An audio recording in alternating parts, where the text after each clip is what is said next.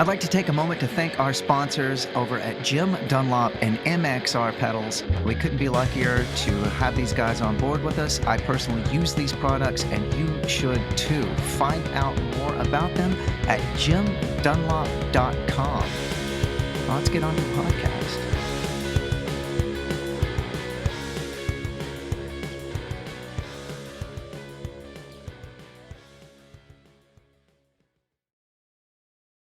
Hey guys, this is Zach from the Anti-Heroes podcast, and I want to welcome our newest sponsor to the show, DistroKid. DistroKid helps musicians get their music on all the major streaming platforms, and artists keep 100% of their royalties. Can you believe that?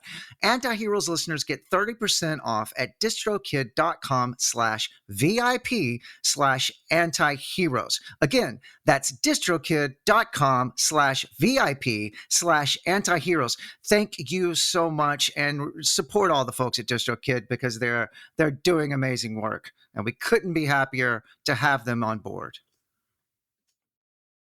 This episode is sponsored by BetterHelp. Traditional in-person therapy can cost anywhere from $100 to $250 per session. That adds up fast. But with BetterHelp online therapy, you can save on average up to 50% per session. With online therapy, you get quality care at a price that makes sense and can help you with anything from anxiety to everyday stress. Plus, you can switch therapists at any time. Your well-being is worth it. Visit betterhelp.com/antiheroes today to get 10% off your first month. That's BetterHelp, HELP.com/antiheroes.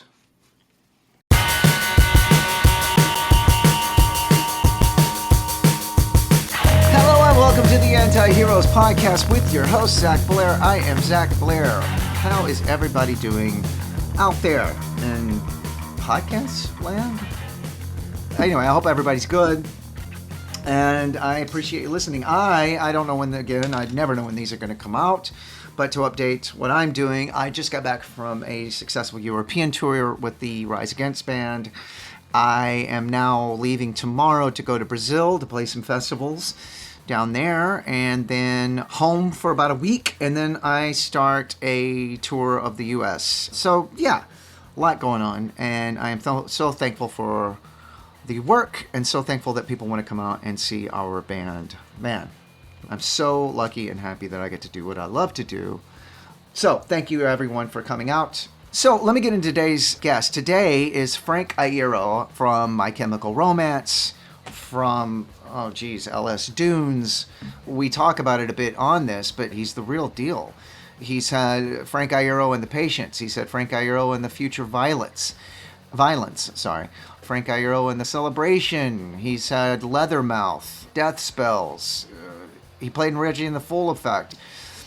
This guy keeps playing. He keeps making music, and we talk a lot about that. You know, I discuss the phenomenon of somebody that was in such a seminal band of the times. You know, arguably there was no one as successful as My Chemical Romance at one specific point in time, and still to this day, they were one of the bands. There were so many of those bands in the aughts, the mid-aughts, and later aughts. And My Chemical Romance were one of the defining ones that actually put out really great, relevant music that's going to stand the test of time, that people will be listening to, 50 years in the future. As is evidence in the fact that they do these tours that he's about to leave to go out and do that are just stadiums, So much in the sort of rarefied era of a Green Day or a Blink-182, My Chemical Romance broke out of just the Warped Tour sort of zeitgeist and became this sort of force to be reckoned with. But that happened for Frank, and I'm sure he was very thankful for that. But Frank makes music. He creates, he writes, and you'll hear me talk to him about that. And he's going to go get in a van and lug his own shit if he has to get his music out and to get his record out and to get his voice out there. And I'm endlessly fascinated with that, and I have the utmost respect for someone that pushes himself like that and still does that. People like Frank Iero remind me why I started doing this. It's easy to forget when you get caught up in the travel and the tour and the business and the everything else that goes along with just playing guitar, playing music, writing a song. Here's a guy that won. He conquered it. He's a member of one of the world's most known bands. He did all the things. Saturday Night Live, Madison Square Garden. He's done all the things. And he's still doing it. He's still starting bands when he's sitting around. He's still writing songs when he's sitting around. That's a real musician. And that's so impressive. Also, I just love Frank. I've always loved Frank. I talked to him about how much he meant to me and means to me. That the first tour I ever did with Rise Against was with the Ascension. The My Chemical Romance were already a big band, but the Black Parade record had come out and they were touring that, and we were lucky enough to go and support them on that tour. Holy shit, just being on the inside of it and seeing what that was like, it blew my mind. Anyway, we just toured together the entire world, it feels like. We did the States. They came out with the Rise Against band, his band L.S. Dunes. And we just finished a European tour with the same lineup. So I will shut up here and I will let you get into my interview with Frank Iero.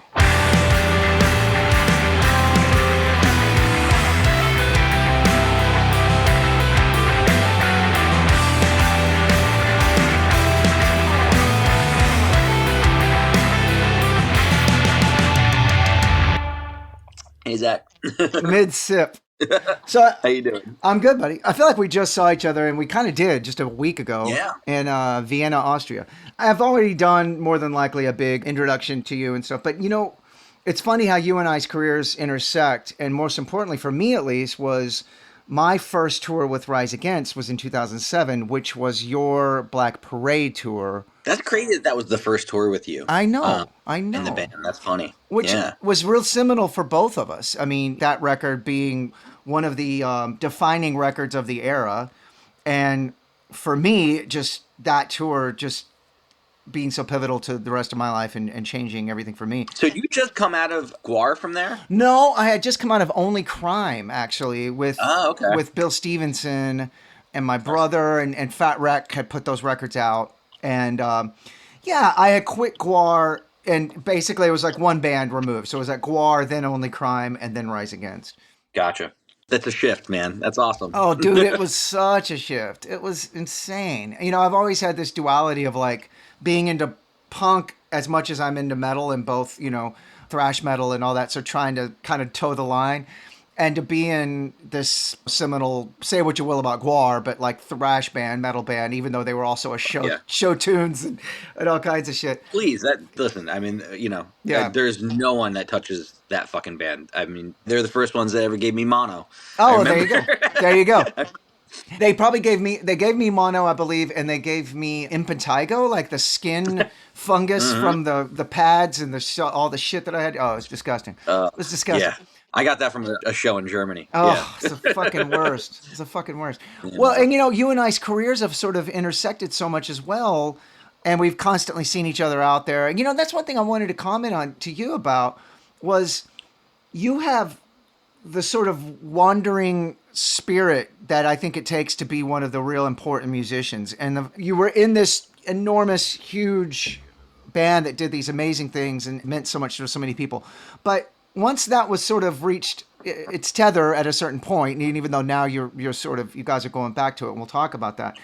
But you did your own records, you started new bands, you have LS Dunes.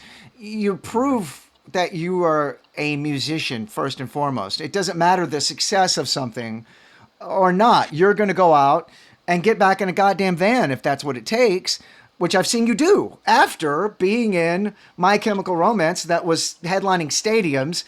You went on tour with us and Deftones, and we're starting completely over again. And I just respected that so much. I was like, that guy's a real fucking musician. That's the real deal.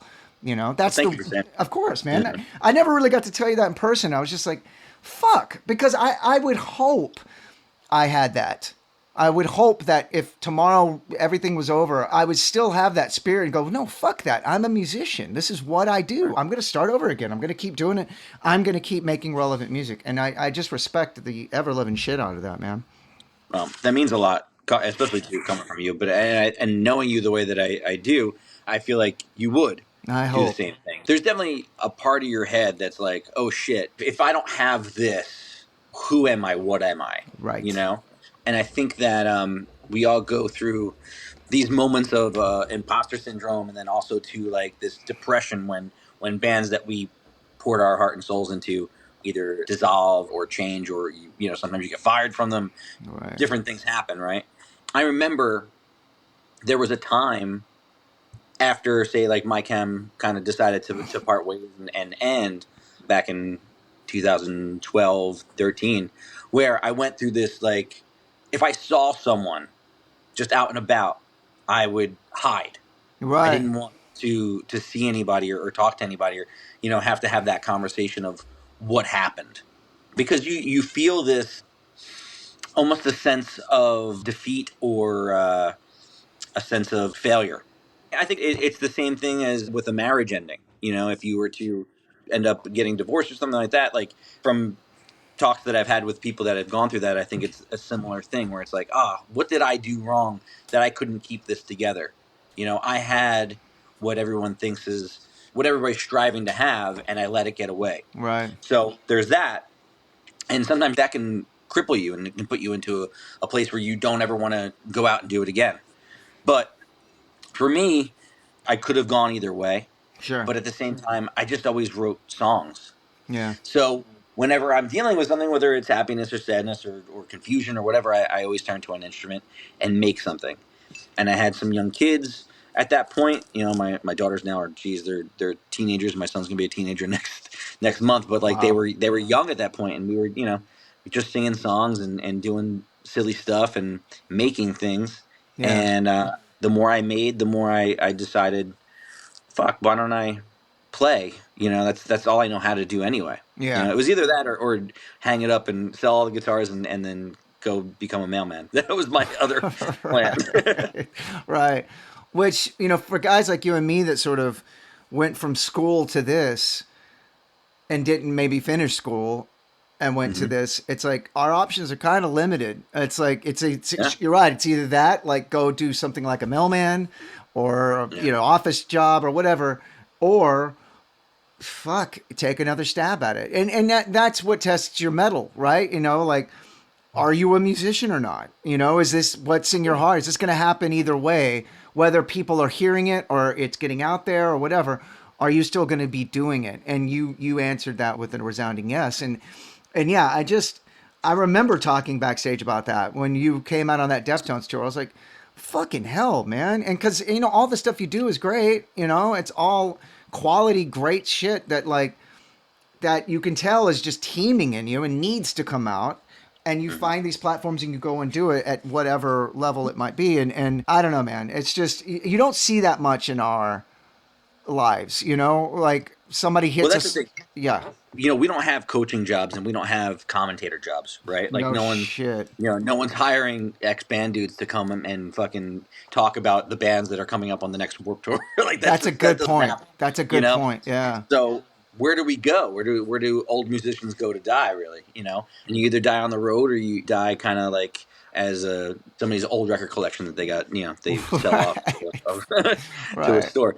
But I feel very fortunate, though, that I get to do what I love to do, and I get to do it in so many different realms, Sure. so to speak. There was a time, and there is a time right now, like in my life, where I'm going on tour, I'm putting out records, and I'm lucky enough to maybe have like a publication that pays attention and say, like, oh, we're gonna do this interview or this cover for the new record. It's like, oh, great. So you do an interview, and they're like, also, you're on the cover of next month as a legendary artist for this thing. It's like, whoa, that's fucking crazy, Or you do a signing for L.S. Dunes, just put a record out, Violet, like last month. Right. And I'm signing My Chem stuff. I'm signing Leathermouth records. I'm signing Dunes records. It's crazy. Kids are coming to the signing that have like never gotten to see some of the other bands or some of the records that they're bringing, Right. But that's how I found out about my favorite bands too. Like, all my favorite bands were fucking dead when I got there. Misfits weren't playing anymore. Black Flag was done. Binary Threat was done. Like, I was listening to echoes of a past, Right. So it's kind of funny that there's still this organic growth of kids finding out about bands and stuff that means so much to them, that don't exist anymore. Sure. It just so happens that the Misfits are back, and Mike Hem is back, and Right. we're doing these things and playing to these people that have seen us maybe for the first time, but it means just as much, and Right. that's kind of amazing. And I think that sort of sums up my point is like there is a Frank Iero body of work that covers this vast sort of swath of musical history. And a kid is going to come to your signing with all of this great music from different titles. And as of recently, we'll talk a little bit about L.S. Dunes, which is a band that I got to see every night for the last goddamn. I mean, we did all of America together, all of Europe together. Yeah. And if Thank you for that, by the way. of course, Again. if we had our druthers, it would just keep going. It was such a good package. But for those uninitiated, LS Dunes is Frank, Travis from Clayton Cambria, Anthony from Circus Survive, and Tucker and Tim from Thursday, which is all guys we knew prior. And, sometimes they do the supergroup thing and a band rests on its laurels as a supergroup and don't really challenge themselves creatively. And you guys really do. You can tell. You are not trying to rest on, hey, we're guys from these bands. This LS Dunes is a newer band making its own way and not trying to rest on who it was. So how did that all come about? Honestly, I mean, it was another project born of COVID. Our industry was the first ones to go and the last ones to come back, right? I remember I was supposed to leave my camp for Australia on a Friday, and Wednesday the world shut down. So Yeah. I flew home, and it was like, oh man, again that feeling of, all right, you got this thing back that you wanted to go do, and now it's been taken from you again. You're like, oh shit, like Yeah. are we ever going to get to play music again? And I think Tucker got sent home, and same thing with Travis, and we were just thinking like, fuck, man, like, are we ever going to get to play music again? What do we do? So Tucker kind of sent this text message around and was like, we're told that the last thing we can do is start a band, so let's start a band. Yeah. you know, and Yeah. I know that I feel better when I'm creative, so I was like, let's do it. Let's send some riffs back and forth, and we started on a computer, in a Dropbox cloud, basically, Yeah. just sending riffs back and forth, and it just grew and grew and grew, and it was something to look forward to. You get that chime on your phone that somebody had either responded to a piece of music that you sent, or that there was a new piece of music to work on, and we just built it like that. And as we started to take a look at what we had 15 songs, something like that. Wow. We're like, all right, well, are we going to be an instrumental band, or should we find a singer? And I think that's when we all collectively were like, well, the only person that I could think of would be Anthony Yeah. Green. I think he would be amazing on this. I'd never gotten to play with him, but it's always somebody that was in our universe, right, in our world, that you would see at a festival or something like that and be like, hey, we should write a song together. And he'd be like, yeah, that sounds great. And then you never do it. Right. Yeah, for sure. So finally, we sent it over to him, and I think Tucker is the one that sent it to him, but didn't tell him who was in the band. Yeah. Just like, hey, there's some guys in the neighborhood I'm making music with. You like this? And Anthony said he liked it, and wrote some lyrics and sent some demos over, and from there it just kept running, man. That's awesome. But now we're 2 records in.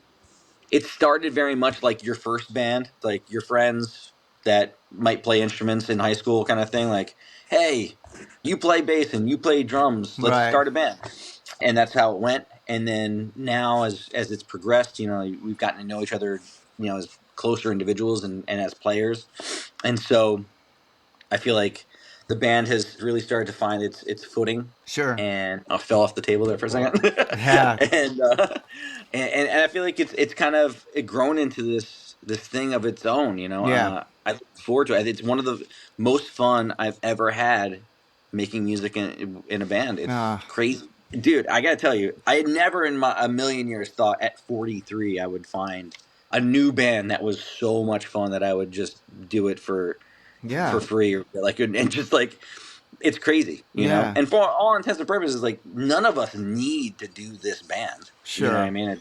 It's not one of those things that's like, buying houses or doing anything other than just fulfilling our souls. And with this second record, I think now, knowing like, yes, this is the band, this is the core group. I know what this person does well. I know what this person is going to bring to the table if I do this. We wrote this record together finally and finished it in a studio at the same time. And I think it might be one of the best things I've ever had a hand in. Wow. Like, it is great, man. It is great. Well, thank you. I appreciate it. But that's the drug that we chase, right? As songwriters and as musicians. Sure. Like, to constantly one up yourself or surprise yourself or write that song that you wished you fucking did. Sometimes you hear that song by a new band Right. or even an older band. And you're like, ah, fuck, I could have wrote that song. Why didn't I write that song? You know what I mean? To have that feeling, to hear a song come on Spotify, or sometimes I hear it come in my kid's room, and to be like, fuck, I wrote that. Yeah, Yeah. yeah, yeah. You know? And I didn't do it when I was half my age. Like I did it now. Right. And that feels really good. That shit gets me high, and I That's love it. amazing. That's amazing. And that's why we do this. You know, my takeaway from what you just said was you guys don't need to do this. And you don't. No. You guys could stay at home and do your respective other bands whenever those things happen, you know, because Thursday still play. And of course, I mean, you know, Coheed and Cambria are full time band, and you have My Kim that does things. But you're doing this because you love to do it. And it shows, you know, being on tour with you guys, it shows. You guys are enjoying each other's time. And no matter what, being in a bus, having hotel rooms, it's still fucking hard to be in a band. I'm not going to say it's as hard as like a laborious real job. Let's put it that way. But a lot of it's psychological. A lot of it's dealing with other personalities. A lot of it's the fucking travel, which can be grueling at times. And I'm not complaining about what we do. We breathe rarefied air, and we are so privileged we get to do what we do. But there are hardships just like with anything else. And you saying that you guys don't need to do this, you don't. But you're doing it because you want to, and that's what shows. When you guys are on stage, or the record you just put out, Violet, it shows that you guys want to be doing this. And I think that's really important, because it's also very palpable when a band doesn't want to do it. You know what I mean? Oh, yes. And they have to do it, and they have to do it. Yeah. You know what I mean? Yeah. I know. I think we've all seen that stage show before where it's like, oof. Yeah. Man. Like, yeah, if you don't want to be here, why are we? Yeah, why are we here watching why you? the fuck am I watching you when you Yeah. obviously don't want to be here? No, you're absolutely right. And I think Ellis Dunes was born out of, it seems to me at least, the takeaway is born out of guys that just love what they're doing. And like you just said, it's like you guys seem like you're all getting high off of it. You know what I mean? It's a totally. collective. We're all on the same page. That's another thing. Well, also too, you have a band full of ex-addicts well, there's that that need to get high on something good. There's that, So, and there's that. You know, but it also boils it down to like this all gets us high, and it used to when we were all kids. You're right. There's a magic in getting in a room and going, dude, what do you have? What riff do you got? Yes. And somebody goes, well, I got this that they wrote a few months ago, and it spurring a song. And at the end of the day, you have a song now.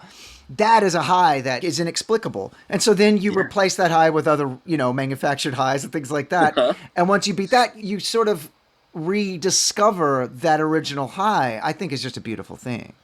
Oh, no, I agree. That idea that together you created something that was not there before you. Right. Like that.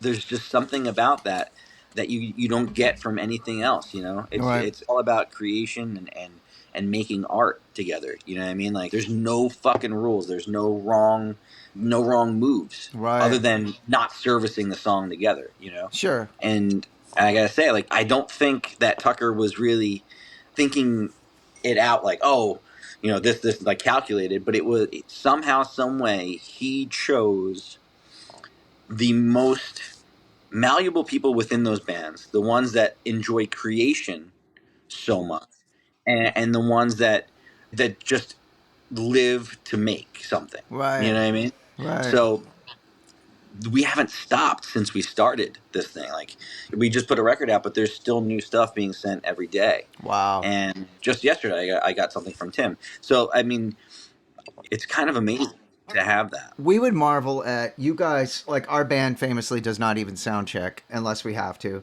and you guys would use those sound checks every day as like rehearsal. Like you were writing, you were working on stuff, you were enjoying just playing together. You know, as long as you could before you played your show. You know. Well, that's also too because on these runs we had like some headlining shows plus being support to you guys, so we would have the songs on the record. If you hadn't played them in a couple of weeks or something like that, just to make sure that we were, you know, some of those songs like Magic, the opening track of the record, we hadn't played that live since the studio. Oh, you know wow. what I mean? And how are we going to translate that to a live setting? So we had to kind of figure that out on the fly. But that's the other thing too is, and you're right, like, you know, some of those times up on Soundcheck was, I would just, you know, get up there and it's hard for me not to write around, especially Tucker.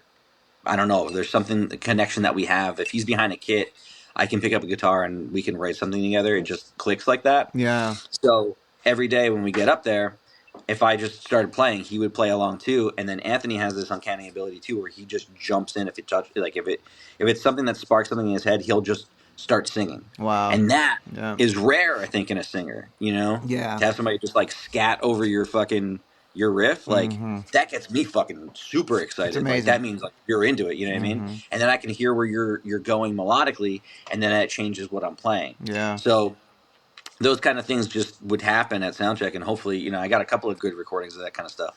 But that then shows itself down the line, a couple months, maybe a year on another record. Sure. Yeah. Yeah. Tim in our band has that as well, and that's always impressed the liver living shit out of me. How he can just, if he gets inspired by something, it's just words come out of his mouth. They're not necessarily the word. It's sometimes we called it fricassino, where he's just making noise that sounds like words. And yeah, Anthony, you can tell Anthony does that as well. It's a true gift. It's a true gift. Oh, absolutely. Yeah. And I think it's so important. You know what I mean? Like, I'm big on like when I would do it. I see my daughter do it sometimes too. Like if I'm playing, like I'll hear her like mouthing like consonant sounds. You know what I mean? And or vowels and stuff like that, and you're just kind of like you're listening for rhythmic, you're listening for like an ah or an o or an oo kind of sound over that thing. Sure. And that's just how we write music, Yeah. Because it's very often it doesn't come full fledged like from the get go. Right. It's going to take a little bit of massaging and working. So when you're at sound check and you don't really know where this is going, like just to like have someone humming over it, like that means a lot. It's fucking great. It's a gift to us as guys that are bringing in music or riffs or I've got this, because you're right, it will inform the rest of the song. Let's say, a guy like you or me just has a riff and we don't even have an idea for a chorus. This is just like, the intro that's going to be also the verse. If some guy starts actually singing over it, it informs you like, oh shit, it's obvious we're going to go to this other part. It just, I can hear it now. He unlocks it for you, Yeah, totally. Yeah. Well, let's get a little nerdy about guitars, because that's why we're here. So I did notice, you and me talked quite a bit about it. Shit, we talked a lot about it, guitars. You've been using the Ernie Ball Stingray. Music Man Stingrays, yeah. Yeah, Stingrays. You told me on tour, but what are you liking about those right now? Because it seems like a departure from what you've used in the past. No, yeah, absolutely. It's definitely a guitar that, I'd seen around, and I remember, in high school, like Mike Herrera would be playing like that Stingray bass, and I was like, oh, that's kind of cool. Yeah. It wasn't something that like ever stuck with me, like, oh, I got to get my hands on one of those. And I had used Ernie Ball strings for a long time. I met Tim Dove over there, who's a really great rep and a really great dude, always taking care of me. I always loved using their volume pedals and stuff like that, so he would keep me supplied in that, and then strings, and in straps as well. And so it would be like, everything around the guitar. And he was like, hey, you ever have an interest in playing one of these? I was like, I don't know. I've been using Les Pauls on my cam. I've been using Fenders here, there, blah, blah. But yeah, sure. If you want to send me one over, I would love to play it. I'll see if it's good.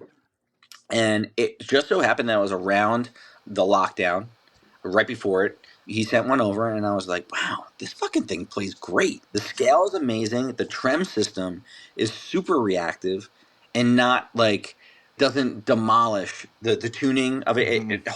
The upkeep is incredible. Like it's very workable, in a live setting or in a writing session. So I played it and I played it and I played it, and for a while it was all that I played. And when I was getting things sent from Tucker and Tim and Travis, I just naturally gravitated to that guitar, and it ended up informing the way that I was writing on these songs. Wow. So when it came time to tour on this stuff and recorded this stuff, it made sense that I would play on the Ernie Balls. And honestly, I mean, like, there's some songs that I use a Fender on, and here and there, different songs call for different things. But for the most part, the workhorse on these songs and on these records is the Stingray. Wow. Yeah. I really love the guitars. I mean, they're fucking really well made. Right. They sound great. They're versatile. There's very little that I would want to change, you Right. know? Wow. Now seeing who else is playing them around and stuff like that, it's like, oh, okay, cool. Like Right. it's kind of rad to be like a part of that little community. Right. You know? That is one thing you nailed is like, man, they do fucking play. I remember those becoming a thing kind of in the 90s. There was like the Axis, like the Eddie Van Halen little kind of, and then there was the Silhouette. And I actually had a Silhouette in the 90s. And I remember one thing about all of those guitars is like, God damn, they did play so good. Stephen Edgerton for the Descendants, you know, I was sort of satelliting around him a lot in the 90s with my band Hackfish, and he started playing them, and he was like, dude, you got to check out these necks. And I just remember being like, holy fuck, man. Like, there's something just different going on, you know? Yeah, and I like that Stefan too. Like he's really taken that down to the barest bones. Yeah, really, no Yeah. knobs. No knobs. No, nothing. Yeah, you plug it in, it's on. Yeah, You know it's what just I mean? on. It's like, Yeah. if it's feeding back, you're kind of fucked, you know? Do you also use that or a similar, or that guitar in My Kim, or is that totally a different thing? No, yeah, you know, I've started to bring them in a little bit, and actually, like, you know, getting ready to, like we were discussing, I'm going to go out for rehearsals and stuff soon. I'm thinking about bringing a few over. Tim and everybody at Ernie Ball have always been super supportive and sent me, you know, whatever I need. So I think I'm going to bring one or two into the rig. Usually for my chem, there's around 8 to 10 guitars just in the wings. Right. That's the other thing with my chem. My chem is now morphed into this type of band where we're kind of learning as many songs as we can that we knew from way back and pulling them out at random, you know, Wow. and deciding. So set lists I've changed for every show. I think at one point between My Chem and Dunes, I had like 80 songs in my head that I Jesus could pull Christ. out at any moment. Yeah. And that was fucking crazy. Yeah. But, you know, the touring is going to be a big setup this summer. So there's going to be a large pool of songs that we're gonna choose from. So, you know, sometimes you need different guitars for different songs. So I think maybe 10, maybe 12 might be a great number to have. Right. And I think that the Stingrays would be a great addition to the rig. Wow. I know you weren't profiling in Dunes because I was just with you for it feels like Right. an entire year. I know Travis was with a Fractal, but do you profile with My Kim? I don't. No. At least I haven't yet. Gotcha. I dabbled in it a little bit. I had a Kemper. Basically, my thought was I like the idea of having the ability to profile or kind of copy a vintage amp that I have in my collection that I don't want to bring out on the road or overseas or something like that. Sure. You know, I like having that ability. Sure. What I don't like is having to rely solely upon this one computer to give me any sound. Right. You know what I mean? Yeah, I get it. And maybe that's just, you know, the boomer in me talking, but like if I have an amp and I have a pedal board, I know that no matter what, I can make sound. Yeah. You know what I Yeah. mean? Like if something goes down, I can make sound somehow. Maybe it's also the DIY punk in me, like that's just like, yo, I'll fucking make this shit work. Like, Right. yeah, I got a string, I can make a song. You know what I mean? Like, I can figure it out. So that scares me a little bit, is to rely that solely upon a model or Yeah. a visual amp. That's valid. But also too, like there's certain amps that I just fucking love. My rig on Dunes is a lot like my Mycam rig, where I have Fender Twins out with Mycam. I have a couple of Marshalls as well. There was a time too where I had a Marshall Super Lead along with a Fender Tone Master. Wow. Not the new Tone Masters, but like the Sure. Yeah. these Tone Master. Yeah. I would kind of mix those signals for a distorted tone, then my cleans would go through the Fender Twins. That's what I have been doing, but I think on this run I might change that up just a little bit because of what stage setup's going to be and things of that nature. So there's just, you know, some technical things that I got to work out with James Bowman right now about what we can make work and within the stage show that we're trying to put on. Shouts out to James Bowman, who I want to have on here. You should. He's fucking phenomenal. Yeah, he's the best. He's the best. I love that guy. You know, we are fully profiled now, and it was sort of a necessity thing. It was like we were doing flyouts, and so we got talked into it. And then it was just like, it just made sense for like the show we were doing and stuff like that. However, that having been said, like some of it, it's amazing on a lot of different platforms. It's amazing. It sounds great. You and I are guys that you've in-ear monitors, and so holy shit, it kind of doesn't make a difference. But if the argument was being made like, oh, it doesn't sound as good, I can understand. They do sound great. And I would be able to go like, poke holes in it. The thing I'm not loving is not having my analog pedal board, because I've been using an RJM Mastermind switching system that's using the sort of quote unquote effects that are in the unit. And I don't love those. They're okay.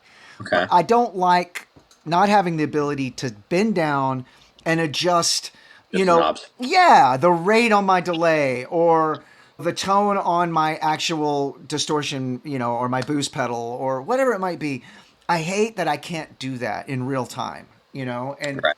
and also I mean, maybe it's my ears. I just don't think their processed effects in the units sound as good as just regular analog pedals. I just Well, don't. that I agree with too. You know what I mean? And yeah, so for my cam, I do use the Mastermind RGM, but I have a pedal board Yeah. off stage that it's controlling. That's Right. using actual pedals. It's Yeah. using actual pedals, yeah. Yeah. But I only do that for my cam only because of the leads are crazy and things Sure. of like that nature. But for Dunes, what I was using is that Carl Martin Octaswitch, Yeah. and I love that thing. So that essentially is I might actually have one right here. Oh, right. Yeah, just this basically. Oh, So right. you plug all your, you can do however many. I guess it's like 8 send and returns. If you want to do that to a single pedal, or if you want to create your own chain, and then you dip switch what pedals are in each setting. Wow. Right. Right. Right. The great thing about this is if something were to go down, it doesn't kill your signal completely. It just lets you know basically, all right, something in that chain or in that pedal form is not working. I can't use that, and then you can fix it pretty simply. Wow. I also like that this allows me to do less dancing on stage. Sure. So if I want, I can turn on 8 pedals or 12 pedals at a time with one click. Let me ask you a question. And this might be a really stupid question, but like, okay, Yeah. let's say on one dip switch you have a delay and a boost. Mm-hmm. But then let's say, and so often is the case with me, like if I'm doing a lead, I like a delay and a boost, just the classic, like, here's my lead and I've got a little bit of delay. But sometimes I want to add a delay to just a part, and I want to add a boost to just a part. So would that mean that I would then have to get a delay pedal and another boost pedal if I want those just as their own thing?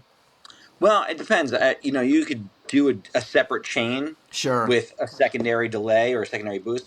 I've done things too where when I'm coming out of everything, right? So, say this is like my main effects pedal board. I also have on the outside of that, I have another reverb, like a really soaked reverb, Sure. like an afterneath or something like from Earthquaker. And then I also do like a fat boost that I just click on after the fact. So that kind of is like always at my disposal, not included in this at Right. all. Right. But like, you know what I mean? So if I have a part that's like, oh, this is my number one is like my clean tone. It's got a little bit of trem in there, a little bit of reverb, a little bit of delay, right? That's my clean tone. Sure. Right? If I want to really soak that, I'll access the afterneath Right. on top of that. But I can always come right off of that and go back to my clean tone. Yeah, that's great. What I've also done too is that fat boost that I was using, that it's like a JHM pedal, I believe. Normally I would use that as a boost, but what I've been doing lately is I choke it. So I bring that output down to like 12 o'clock. Yeah. Right? No distortion on that. And so it's just your tone, but when it's on, it brings your volume kind of down. Oh, wow. And then that could be your verse. Click it off, and then your choke's released, and then you're in your chorus, and that's your tone. I've never really thought about doing that in an opposite effect, or in an opposite way. I tend to be a Neanderthal, seriously, still with my pedal board. I go for like the Zakk Wylde pedal board. I have a boost, a crybaby, a delay, and like a chorus, and that's kind of it. Yeah, man. There's less stuff to go wrong is probably the best fucking bet, right? It's true. It's true. And for me, I'm just talking myself into this. Like, even more so doesn't make sense that I'm doing it all on an RJM Mastermind and using the Kemper sort of effects. I need to just go back to my analog pedal board and say, fuck it. Anyway. Well, yeah. I mean, if you have 3 pedals, fuck it, right? Yeah, I know, right. I know. Dude, right? My pedal board at this moment for Dunes is 67 pounds. Jesus God. I paid $3,000 to get all our shit back from fucking Austria. Holy shit. I was so mad. I bet. I was so mad. But like that's guitars and pedal boards and all that stuff. We paid in overages, right? Like, yeah, all right, this is tour talk right now, right? Yeah, let's go. So normally, hopefully you have some sort of status or something like that from flying as much as we fly, but you're always going to get hit with an overage because your guitars are an odd shape, or Yeah. pedal board's too fucking heavy, or if you have rack mounted gear, it's over, right? Right. And they just want to hit you as much as they can. Getting out to tour from Jersey to, where'd we start? We started like Belfast or Dublin, right? Yes, but Dublin, yeah. I think we paid $200. Where I was like, whoa, someone really likes us, Yeah, right? yeah. To get back with the same gear from Austria was $3,000. God damn, dude. It's insane, dude. It's Sorry. insane. I'm sorry. Sometimes oh no, please. But That it's sucks. crazy to me that it's arbitrary. Yeah. Depending on who you get at the desk or what airline that you're flying. It's so is. And it's we crazy. we share Mr. John Dunleavy with My Chemical Romance and with Rise Against. Man, I have seen him say some awful things to those people because of because of that thing. Yeah. It's like, wait, this is you are picking a fucking battle with us. Like, for some reason you are in a bad mood and you're choosing. This is arbitrary. This is fucking arbitrary. Yeah. I told him about this too, and his reply was that at some point, I guess you guys were touring all over. You flew here, flew there, didn't get hit with zero fees, somehow, some way, and then you flew Aer Lingus for a 45-minute flight and got hit for $5,000. Oh yeah, dude. I think the top of his head came off. Like, he was he was molten lava. And as well he should be. It was the same shit. It was just like, you have got to be shitting me. And that's the thing too, is for bands, right, that are touring, that are just trying to get the material that they need, the tools that they need to get from here to there, to pillage them for thousands of dollars. Yeah. I mean, it's ridiculous. I don't know how young bands are able to tour, dude. Because if you're not doing that, you're paying rental companies and you're getting subpar equipment in that. It's awful. It really, really is. Like, it's a hard, hard job, man. And people don't think about it. Like, then people are like complaining about how much t-shirts cost. It's like, yeah, dude, it's because I got fucking raked over the coals by Stefan over here at fucking at Austrian Airlines. Right. Tell me it's going to cost me $5,000 to bring my guitar that I'm holding together with fucking duct tape. Yeah, it's like you took record sales away from us. We are barely making any money to come and play for you. So, like, give us something. They're gonna bitch at the one thing we actually make money from. Yeah. And that money's going over to the airline. Yeah, absolutely. Handing it right fucking over. Is your pedal board with Dunes? You've kind of answered this, but is it actually the same pedal board, or do you just have like a mirror image plus a whole lot more shit? As opposed, with My Chem. I'm sorry, with My Chem, yeah. Well, it's different because the My Chem board is basically, it is that RGM Mastermind. Oh, right. But it's controlling like a tower. Gotcha. Yeah. Right, or on the side of the stage. But there's a lot of the same pedals. Yeah. That I like to go to. I think that's just, certain things are different, of course.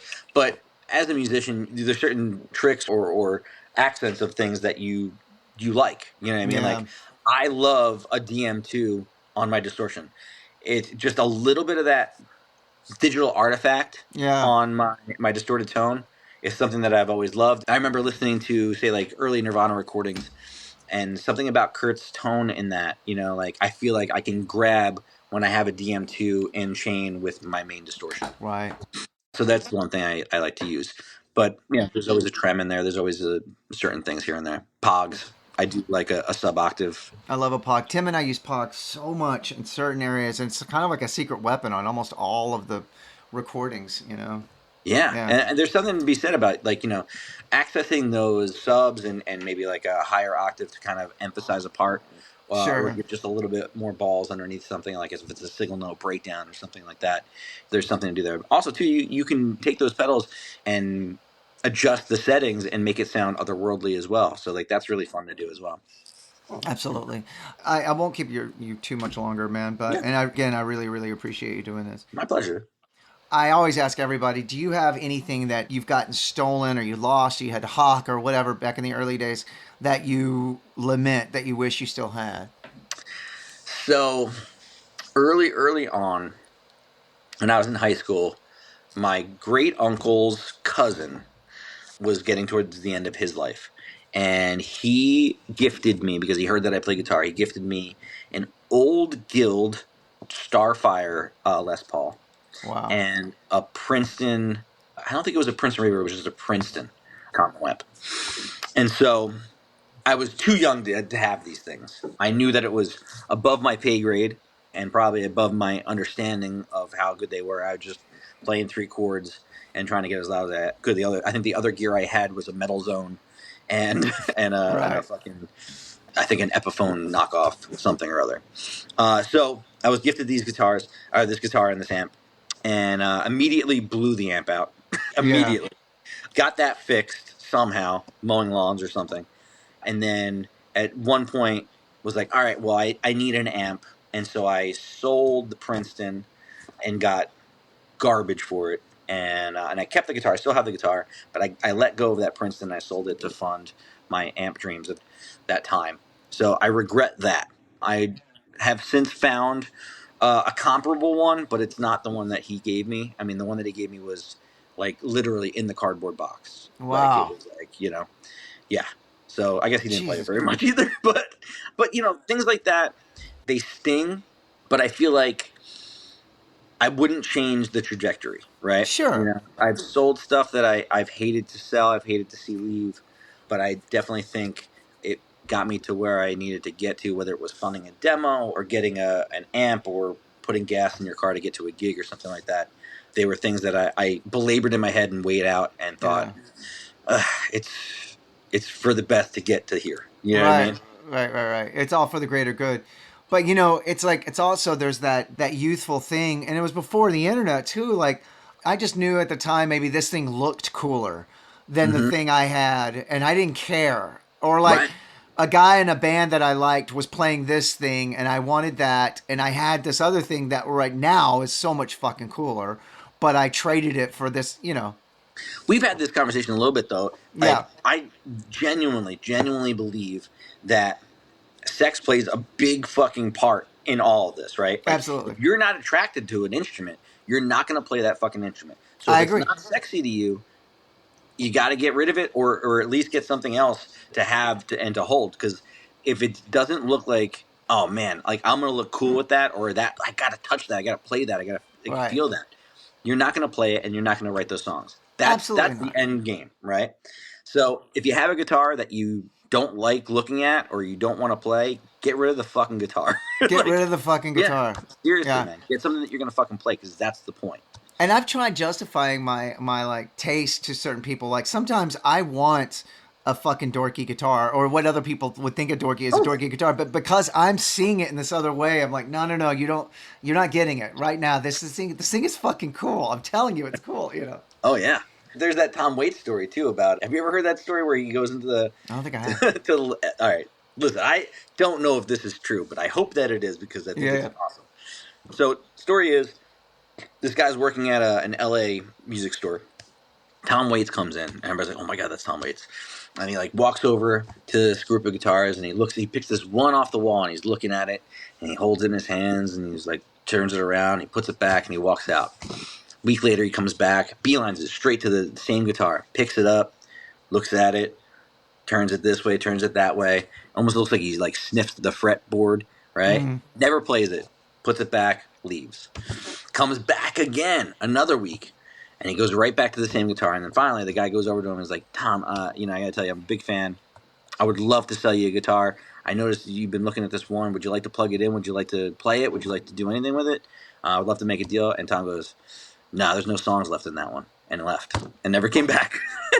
Oh So I shit. don't know if that's true, but I like to believe that it is, because I do think that there is this weird soul with all of these instruments, I right? agree. I And fully agree.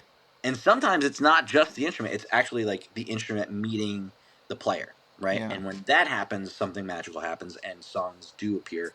And certain instruments have songs in them, and certain instruments don't. But an instrument that doesn't have songs for me doesn't mean that it doesn't have songs for you. It's Right. almost like a Harry Potter wand type situation where it Yeah, pulls your fucking absolutely. hair back. So Right. I think it's big if you feel attracted to something, or if you see something in your head, you're like, no, I need a white SG or something like that. Like that's what I need at this point. Get Right. your hands on it, you know what I mean, and see where it goes, and hold out until you find the right one. Well, and it's that old adage too of like, picking up your guitar with your rig or you picking up mine with my rig, how it doesn't sound the same. Same Mm, guitar, same amp, but totally. different guys' hands. It's in your hands that makes it sound different. 1000%. You know what I mean? And I always think the Yep. best musicians are the ones that could make something that just sounds crazy. I have a friend that's a tech to a lot of guys, and he was teching for, I forget the guy's name, but he's Justin Timberlake's guitar player. He's Justin Timberlake's player for Ether. Might be a guy named Mike Smith. Anyway, and he said the guy's tone was basically death metal. It was like super feedbacky, like metal zone death metal, but he rode his volume all night. He was constantly turning volume up and down. So if anyone else played this guy's guitar, and he's doing like super clean funk, kind Oh, of wow. with Justin Timberlake, and he was like, no one else got it, and that's how this guy wanted it, Hmm. But no one else sounded like this guy on his thing, and I just think that's what makes all this still so magical and so awesome. And that's the thing that we touched on earlier too. It's like there are no wrong ways to play. You know what I No, mean? you're right. It might just be wrong for you. You know. Yeah. But I love that there's no rules. That's what attracted me to this art form and what keeps me here, because not only are there no rules, there's no fucking formula on how to figure this shit out. It's just constantly trial and error, and you learn something new every day that you try. And sometimes it's like pushing a giant boulder up a hill. You know what I mean? Well, and I think that's as good a place to end as anything. And let me just say, to anyone else that are maybe not as indoctrinated to Frank Iero or the world of Frank Iero, it's like you are the real deal. And I don't think I've ever gotten a chance to tell you that. But a lot of people think that somebody hits a certain pinnacle of musicianship or a band, and then it's just kind of like they rest on the laurels after that. You're a guy that keeps pushing yourself, keeps putting out amazing, relevant work, and is sort of a lesson to all of us, and we've talked about that backstage when you guys were in the next room. Like, these guys are fucking out there killing it every night. They've all got successful bands that they worked their entire careers to get to, and then we're like, hell, we all like each other. Let's go make a bunch of more awesome records as this new thing. It's so fucking impressive, and it's so inspiring, man. Well, thank you so much, Zach. I appreciate that, man. Seriously, it means a lot coming from you, for real. I appreciate that, man. And again, you and me have satellited each other for so long, and you're such an important figure to me as well. Going back to my first jaunt with this band that's been so much to me and sort of defined me, that it's just always so awesome to see you. And I really, really so appreciate you doing this. Fuck yeah, man. Yeah, one day when we play together, I'm gonna bring my Hagfish records out for you to sign. Please, yeah, we talked about that. That's another thing. I'm like, Hell holy yeah, dude. shit, this guy, amazing, amazing. Well, hey, I will see you. Oh, for other people that are listening, the My Chemical Romance band will be playing, God, in a city near you very soon. I would think you guys are kind of. It's going to be a big one, huh? I think so. It's all summer long, but then again, it's probably only like 11 dates or so. It's close enough if you'd like to come. Yeah, yeah. I Get a think I'm going ticket. to come see you in Chicago. Fuck yeah, man. Yeah, and of course, LS Dunes. Geez, you guys your record Violet, as you just said, came out not very long ago, actually. Oh yeah, the 31st of January. Yeah, And what's coming up next for LS Dunes? we're touring the U.S. April into May. Yeah, so we'll be in a city near you, touring for about a month. So we are hitting close to everywhere. Close to everywhere. Yeah. Okay. Well, you have no good reason to not go see Frank Iero. Anyone listening to this. Hey, buddy, again, I love you, and I'm so appreciative of you doing this. Such a pleasure, Zach. Seriously, anytime, man. Yeah, man. Talk to you soon, Frank. Right on.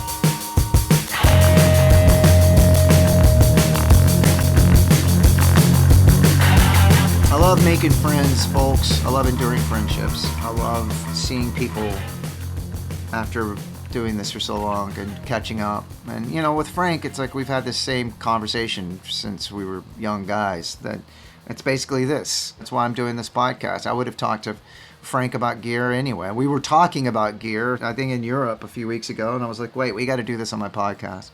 And there you have it. We just did it. But check out LS Dunes, Frank's new band with a bunch of other greats. Go see Frank on this, what I believe is the final run of My Chemical Romance. I'm going to leave you with a great example of Frank's wonderful guitar playing and songwriting. This is the song Violet off their new record, Violet. So go out and get the LS Dunes record, Violet. I got to listen to him play every night, and what a privilege that was. And we just got to tour together. We got to travel the world together. feels like we've been doing that for quite some time now. I hope we continue to do it for quite some time. Because, man, that Frank Iero is good people. So, thank you again for listening to this podcast. I'm going to give a shout out to the wonderful folks at Jim Dunlop and MXR Pedals. I use these products. Yes, they sponsor me. They help me out here on the podcast, but I have always used Jim Dunlop products and MXR pedals. I will continue.